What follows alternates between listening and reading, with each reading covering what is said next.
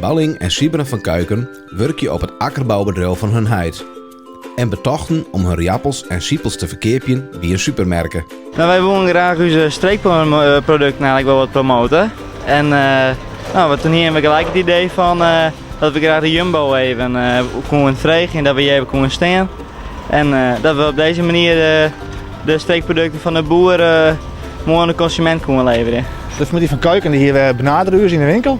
En er staat zoveel enthousiasme qua ondernemerschap uit.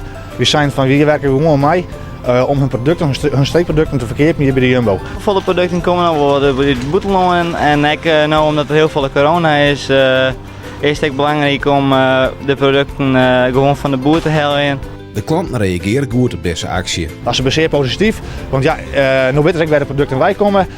Normaal is het echt wel in de massa dat het spul binnenkomt. En nu komt het echt uit de regio wij moeten om dorpen. De jongens hopen dat er steeds meer streekproducten verkocht worden. Dat er inderdaad meer producten worden verkocht op zulke manieren. Dat de consument ook een beeld krijgt van de boeren die het verbouwen. Ik denk dat we dit in de toekomst gewoon even voortzetten moeten.